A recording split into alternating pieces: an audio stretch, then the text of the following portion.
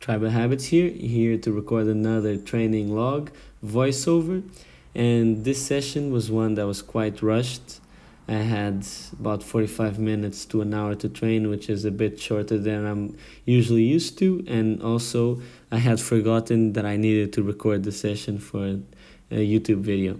But anyways, we managed, and what ended up happening was that I didn't record the warm-up sets, and the warm-up was just a bit more rushed than usual, but no problem, we gotta adapt.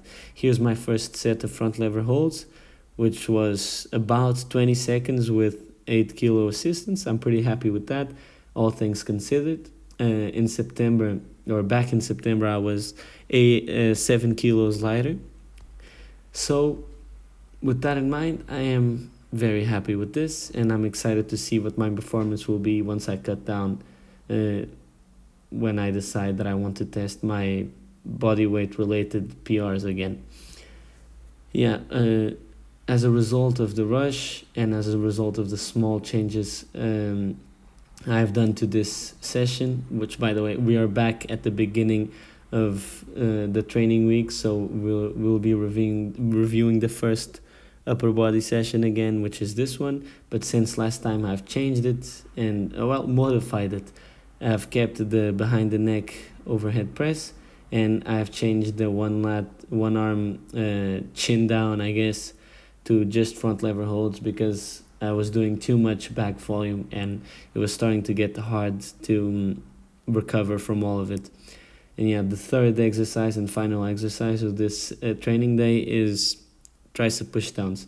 I don't superset tricep isolation with bicep isolation on this day, because similarly to the back, I was doing too much bicep volume, and I've cut down to only one session of bicep isolation. So this one, I just do triceps. Why do I do 2 days of tricep isolation and not 2 days of bicep isolation? Because it's just what feels right. My triceps can handle 2 sessions and my biceps cannot. So I do 1 session for the biceps and 2 for the triceps. It's important that these changes of your training split occur as a response to you listening to your body. So your body is asking for something and you are adapting to it because you are listening. And why am I making this remark? Because often one can change something because of his mind. So maybe the split's starting to get somewhat repetitive, and just to avoid that repetitiveness, you decide to change something up.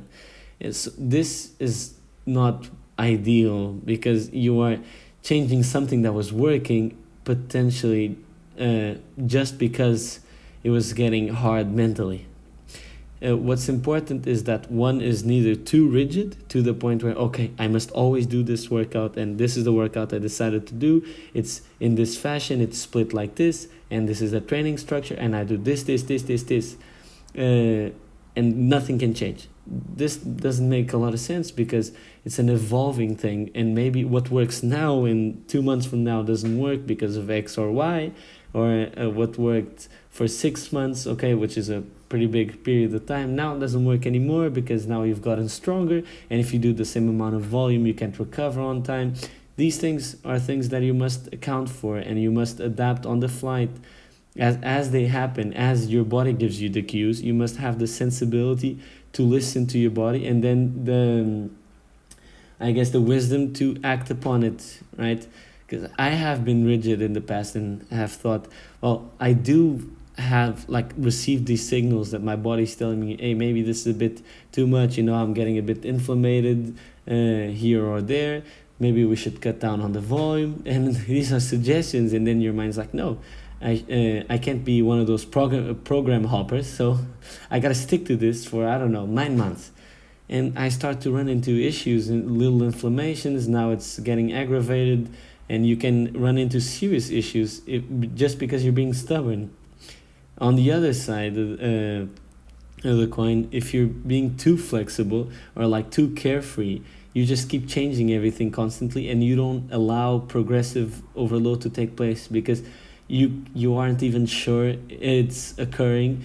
because you keep changing exercises, and okay, you were doing this press and now you were doing that press and now you're doing this one, and now let's go overhead, but now let's do vertical or horizontal.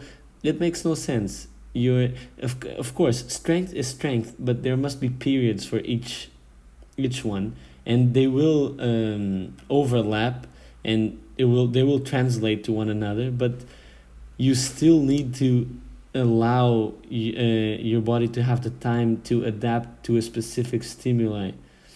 Otherwise, there's really no point to what you're doing. So I guess what I mean is that it's hard to get to the right balance between being rigid and being flexible. And I'm working towards that. Okay, so now for this week's dose of somewhat cohesive scattered thoughts. And this week the topic is the terrifying simplicity of strength training. It ain't magic, you just gotta practice. Simple, not easy. Training is constantly wrestling with temptation as millions of thoughts and doubts run laps on your skull, and you fight the urge to look up with a clueless gaze at the horizon that is the future. To remain on your path, you must always win this wrestle and humbly put your head down and walk the path. It's about being strong enough to humbly believe in the work you put in and fighting off the insecurities that birth the desire to rush things, calmly, one step in front of the other.